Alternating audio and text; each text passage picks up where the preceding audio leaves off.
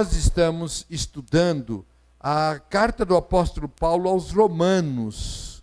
Nós já estudamos boa parte da carta e hoje eu quero convidar você para abrir a sua Bíblia em Romanos capítulo 13. E o assunto que nós vamos estudar hoje, olha como que Deus prepara as coisas. Hoje, pela manhã, não combinamos nada com o presbítero Medeiros, mas na oração da manhã, ele leu justamente falando do assunto que nós vamos tratar hoje, não é? Que é quando Jesus está sendo assunto ao céu e os discípulos ficam olhando e aí vem e diz: por que vocês estão olhando para cima? Da mesma forma que vocês estão vendo subir, também vão ver descer. Então é o mesmo Espírito Santo que vai preparando cada palavra. E são apenas 4 versículos, 11, 12, 13 e 14, mas muito importantes e urgentes, porque falam da volta de Cristo, e tem muito a instruir e a exortar-nos acerca desse assunto. Mas antes de ler o texto, eu gostaria de compartilhar com vocês o testemunho de alguém muito especial acerca desse texto de Romanos, capítulo 13, versos de 11 a 14. O testemunho é a respeito de Aurélio. Aurélio nasceu no dia 13 de novembro de 354. Não é nem 1354, 354. Ele nasceu numa província romana, lá da África, que hoje é a Argélia. Ele era filho de mãe cristã e de pai ateu. Aurélio tornou-se um homem muito bem sucedido na vida, mas ele sentia um profundo vazio no seu coração. E certo dia ele saiu, estava no jardim da sua casa, e ele ouviu uma voz, como que uma voz de uma criança, que repetia cantando: toma e lê. Ele foi, apanhou a sua Bíblia, e ele entendeu que deveria ler, entendeu da parte de Deus, que ele deveria ler o primeiro trecho que ele encontrasse na Bíblia. Então ele abriu e leu justamente Romanos 13, de 11 a 14. Quando ele terminou de ler, ele questionou-se do porquê ele protelava a sua decisão. E naquele mesmo momento, ele chorando, ele entregou a sua vida para Deus e verdadeiramente tornou-se um cristão.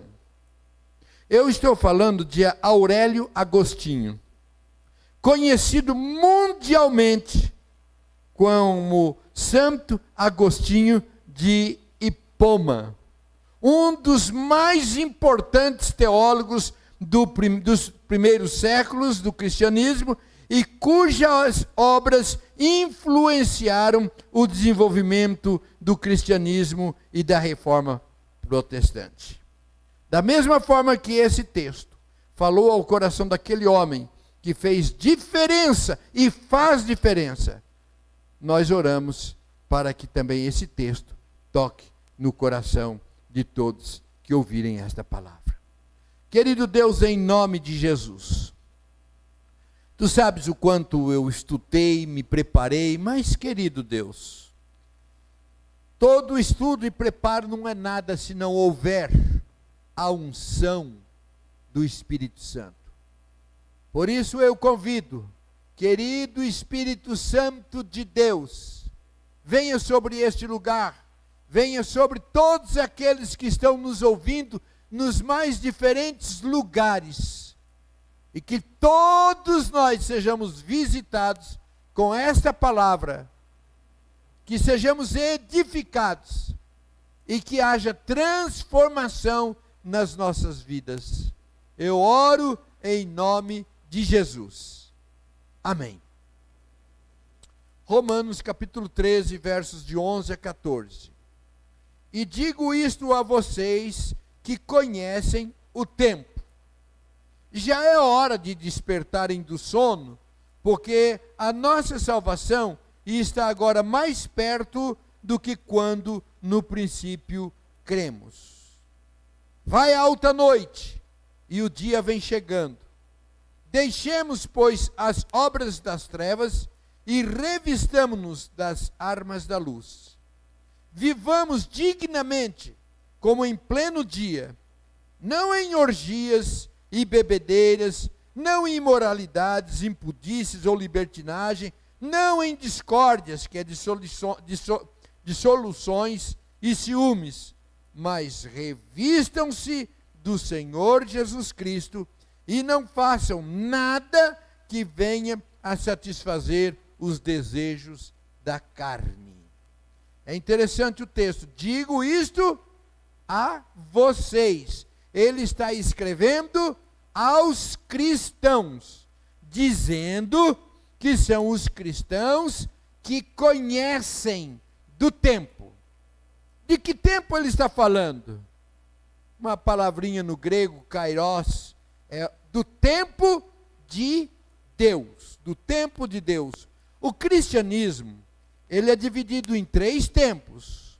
O primeiro é a vinda de Cristo, quando Cristo veio a nós. O terceiro tempo é o tempo quando Cristo voltará.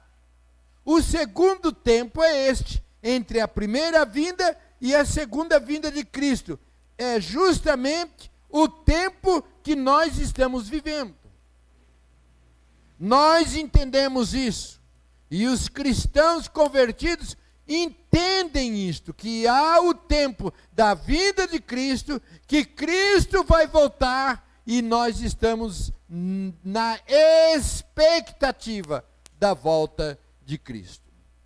Então, o momento que nós vivemos, ele é extremamente decisivo, porque a volta de Jesus, diz-nos o texto, está agora mais perto.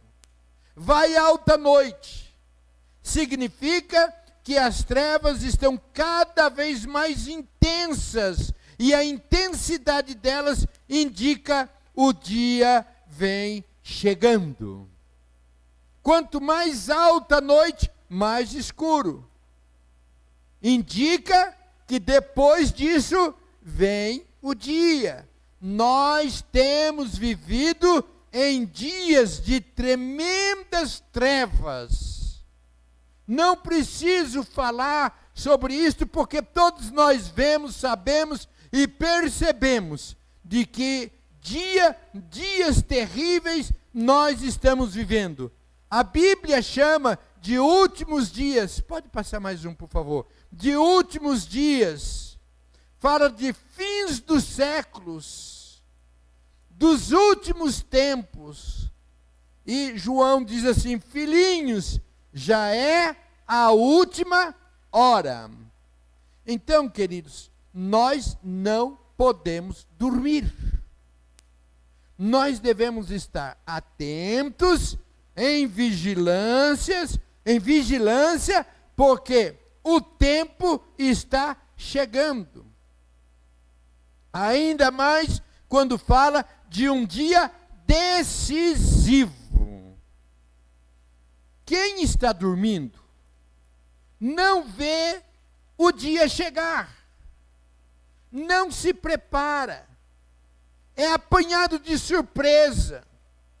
O texto que lemos diz que é para ficarmos atentos, acordados, conscientes, espertos e prontos para a chegada do grande dia.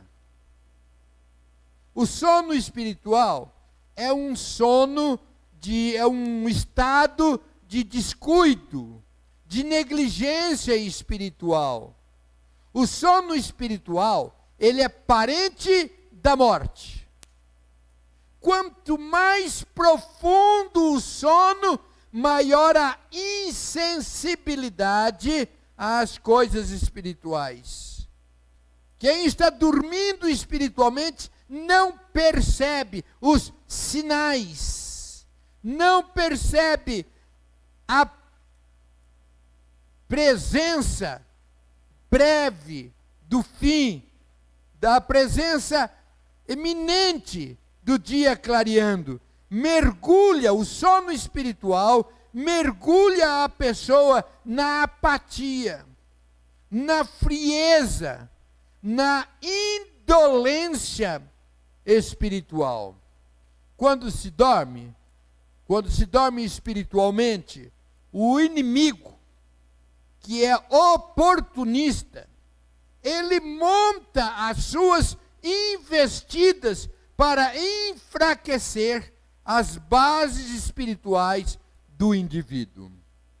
Versículo 11 diz: a nossa salvação está agora mais perto. A nossa salvação está agora mais perto. Quando eu li esse texto, eu fiquei me lembrando de quando os meus meninos eram pequenos. E quem tem filho e criança sabe disso. Vai fazer uma viagem, mal entra no carro e pergunta: pai, está chegando? Pai, está chegando? E a gente respondia para os meninos: está cada vez mais perto. É isto. A nossa salvação está agora mais perto do que antes, mais perto do que quando Paulo escreveu esta carta. A salvação, isto é importante a gente entender, a salvação é um termo amplo que abrange 3 momentos. Primeiro fala da nossa justificação. Nós somos salvos, fala da nossa justificação do passado. É o que já aconteceu na minha e na sua vida, quando nós aceitamos Cristo Jesus no nosso coração. Nós fomos salvos da condenação. O nosso nome foi escrito no livro da vida. Nós fomos justificados. Isto aconteceu no nosso passado. Fala também da nossa santificação presente.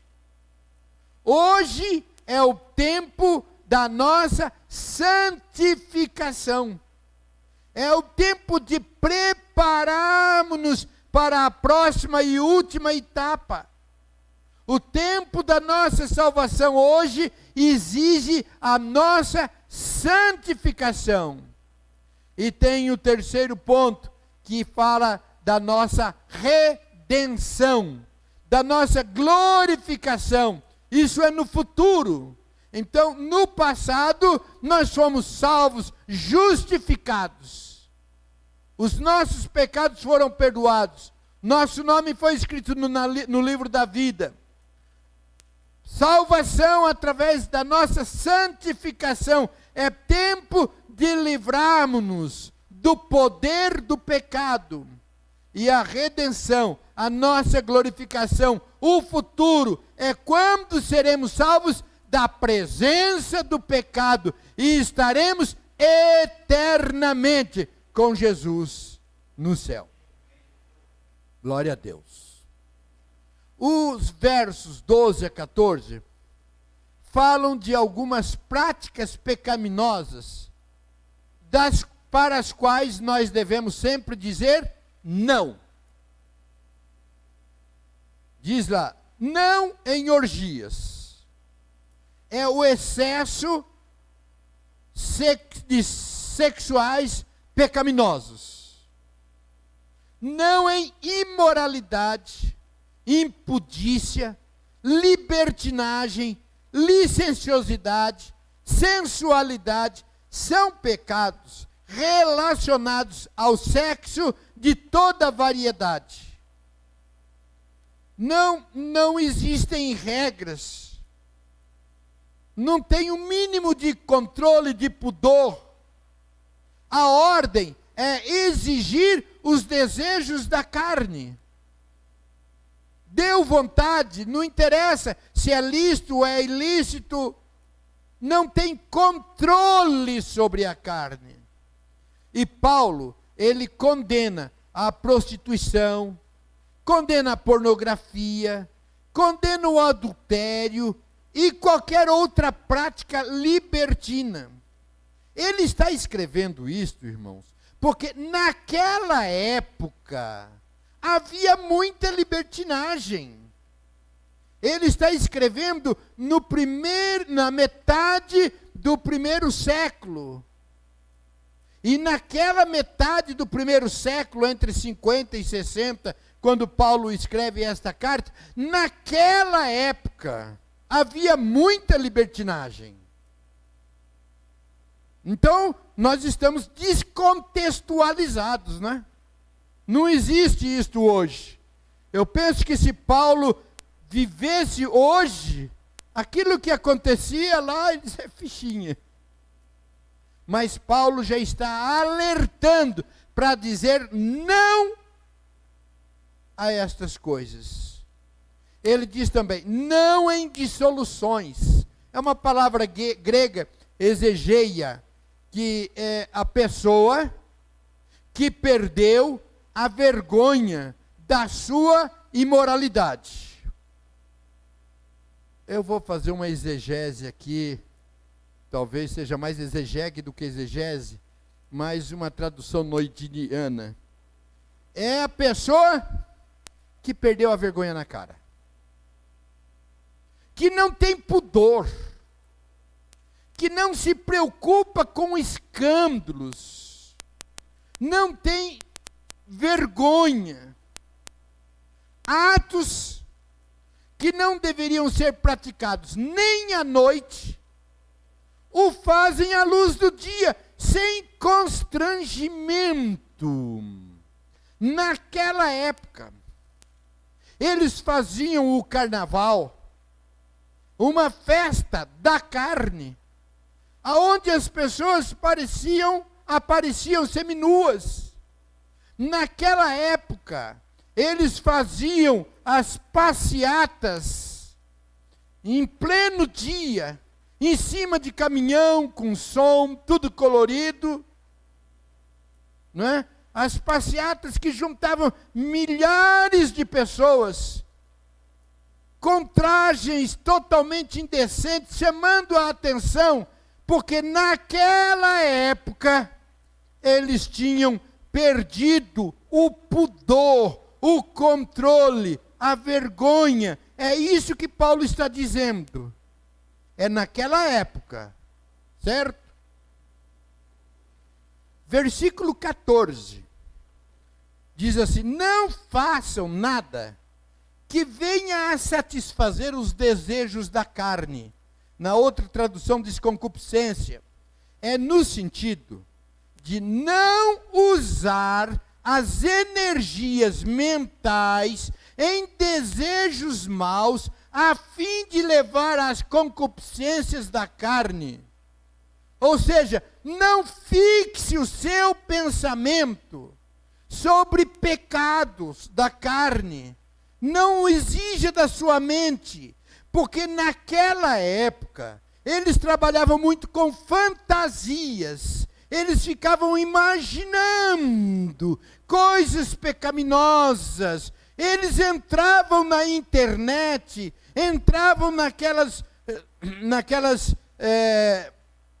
janelas, fugiu o termo, e ficavam ali na internet, vendo coisas que exercitavam a sua mente para a pecaminosidade. Então, havia toda aquela rede, onde ajudava na fantasia, ajudava para que eles na internet ficassem vendo, para desenvolver na sua mente coisas pecaminosas. Isso naquela época. Agora, quem vive assim, queridos, não está apto e nem preparado para encontrar-se com Cristo. Em 1 Coríntios capítulo 6, versos de 9 a 10, diz assim, nem impuros, nem adúlteros, nem sodomitas herdarão o reino de Deus. Os cristãos devem fugir dessas práticas pecaminosas que muitos anteriormente antes da sua conversão, tinham praticado. Em Efésios capítulo 2, verso 1 a 5, diz assim: Ele vos deu vida. Esse texto, sim, é para todos nós, não é só para eles, não. Esse é para todos nós. Ele vos deu vida, estando vós mortos nos vossos delitos e pecado. Ele nos deu vida, estando vós mortos nos vossos delitos e pecados, nos quais andastes outrora, segundo o curso deste mundo. Versículo 3: Entre os quais também todos nós andamos outrora, segundo as inclinações da nossa carne, fazendo a vontade da carne e dos pensamentos. Versículo 4: Mas Deus, sendo rico em misericórdia, por causa do grande amor com que nos amou, e estando nós mortos em nossos delitos, nos deu vida juntamente com Cristo. Pela graça sois salvos. Pela graça sois salvos. Anteriormente vivíamos, mas Deus, pela sua misericórdia, nos alcançou, e pela graça de Jesus nós somos salvos. Eu acho que merece um glória a Deus mais consciente, mais eloquente, porque o que Ele fez na minha vida e na sua vida é extraordinário. Versículo 13 fala ainda, para que não andeis em bebedices ou bebedeiras. É um vício maldito, provoca ações repulsivas, transformam as pessoas em escravas, dominadas pelo álcool. É tão dominado que quando você conversa com alguém que é dado a bebida, se embriaga, você fala que a pessoa precisa deixar, e ela fala: não, mas eu não sou dependente, porque já está com a sua mente enganada. Transformam as pessoas em escravas, dominadas pelo álcool. Quem anda desse jeito, não anda e não está preparado para encontrar-se com Jesus. 1 Coríntios capítulo 6, versículo 10 diz: nem bêbados herdarão o reino de Deus.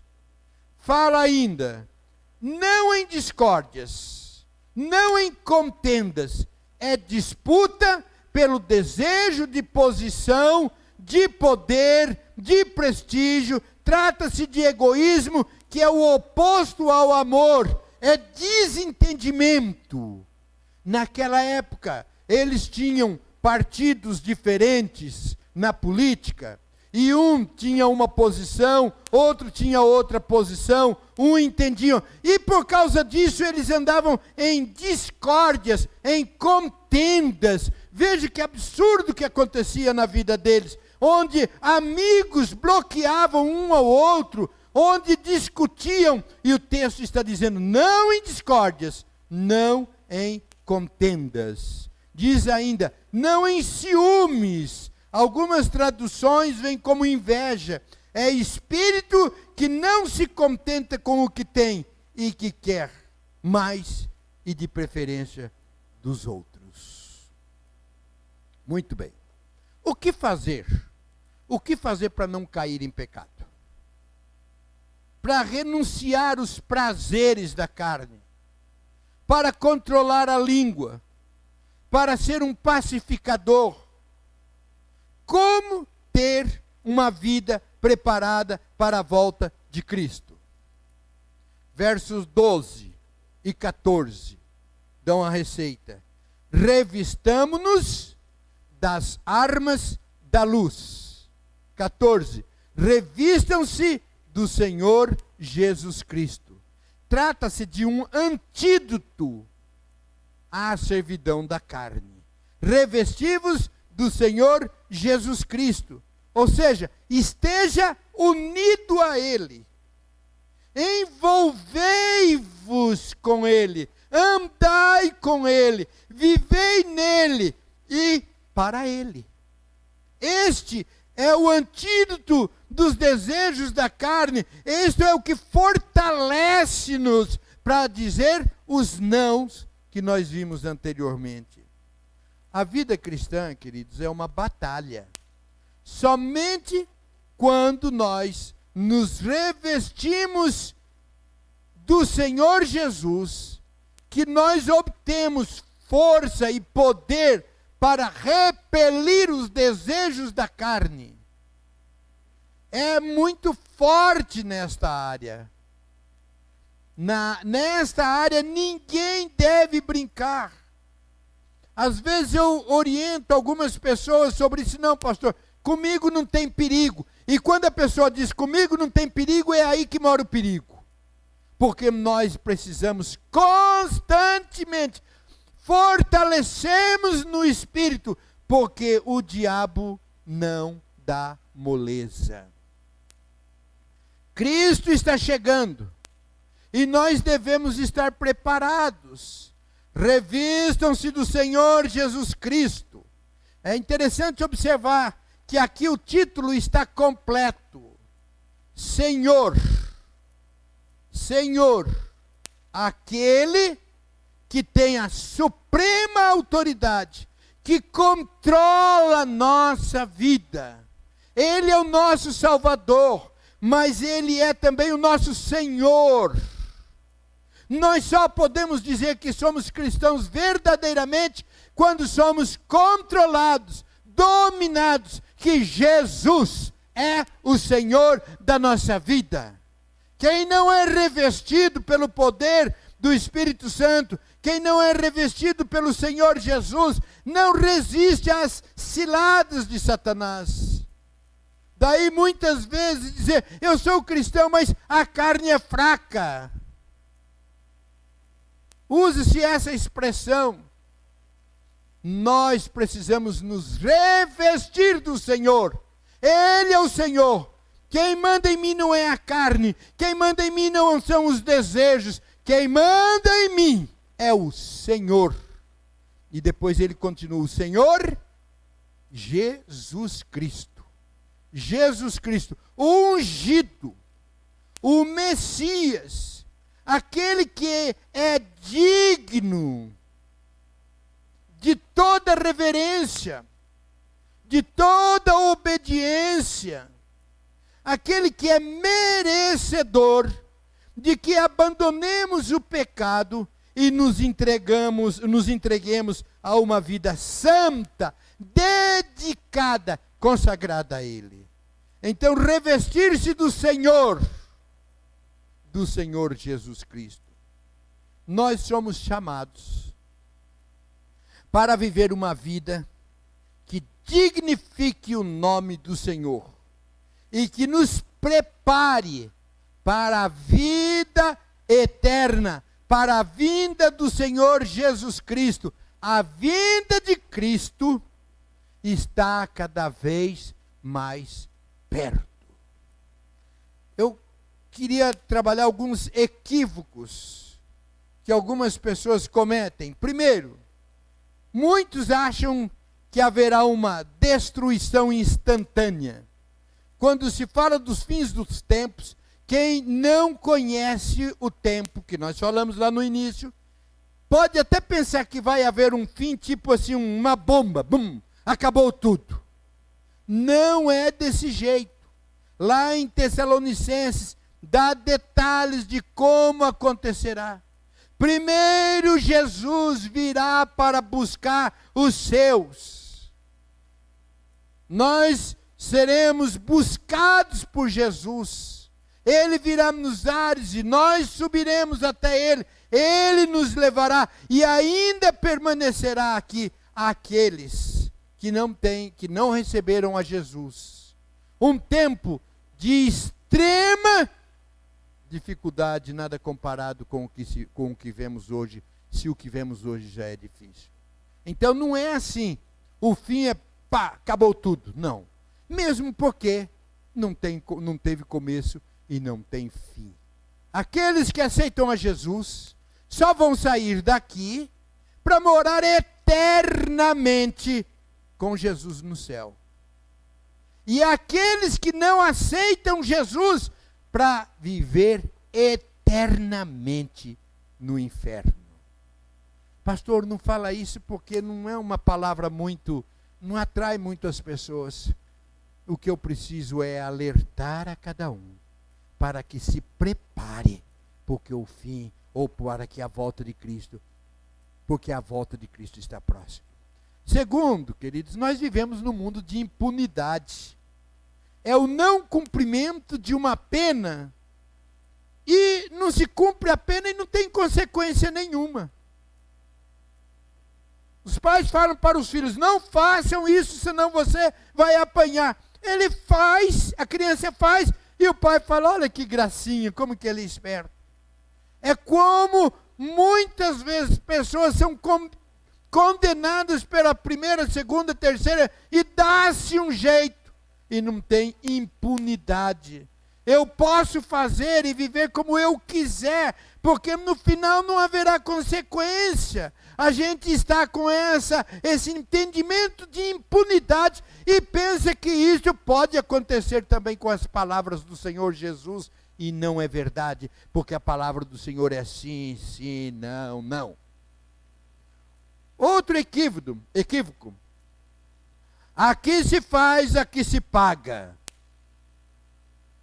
Pago pelos meus pecados aqui, resolvo aqui, está tudo certo, e se eu escapar aqui, tranquilamente, estou livre, acabou a pena. Não é isso também. Mais um equívoco. Muitos pensam numa expectativa distante. Quando apresentamos Jesus Cristo como Senhor e Salvador, da necessidade de se posicionar numa entrega e numa santificação, então há o argumento, um dia eu vou pensar nisso. Um dia eu vou pensar nisso. Um dia eu vou parar com esse pecado. Um dia eu vou me santificar. Nós protelamos para amanhã, quando poderá ser tarde demais. Em 1 Tessalonicenses 5, 2 diz, o dia do Senhor vem como ladrão de noite. Vem como um ladrão de noite. Nós temos de estar sempre preparados. É algo urgente.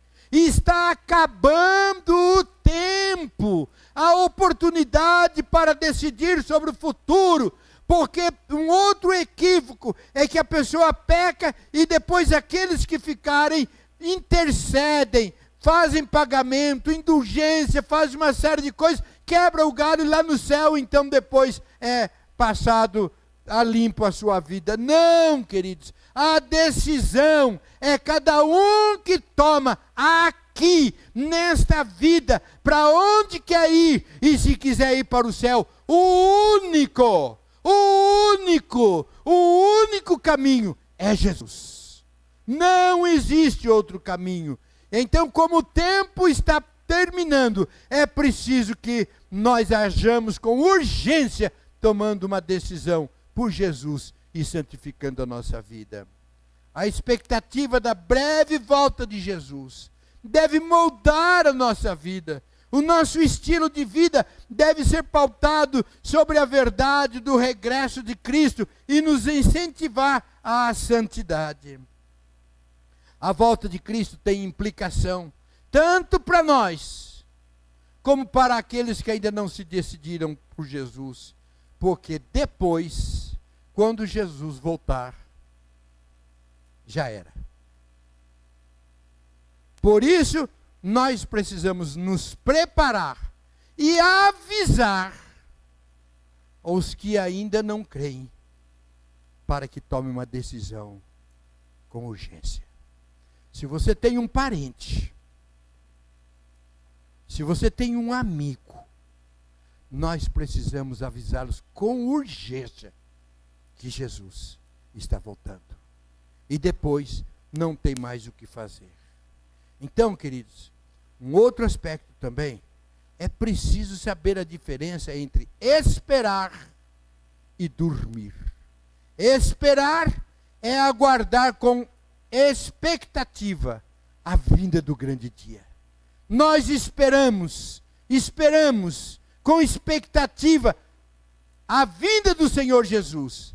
Mas nós não podemos dormir, porque dormir é deixar de se preparar para esse dia. O que você faria se agora o céu se abrisse e você ouvisse a voz de Deus dizendo: chegou a hora, acabou o tempo, meu filho está descendo, glorioso, para julgar os vivos e os mortos. Eu vou concluir com um filme que eu gostaria de mostrar para vocês. Jesus Christ is coming back for his church. The Bible says in Matthew chapter 24 verse 42, watch therefore, for you do not know the hour your Lord is coming. I want you to know, church, that Jesus Christ could come this month, or he might come next week, or he could even come.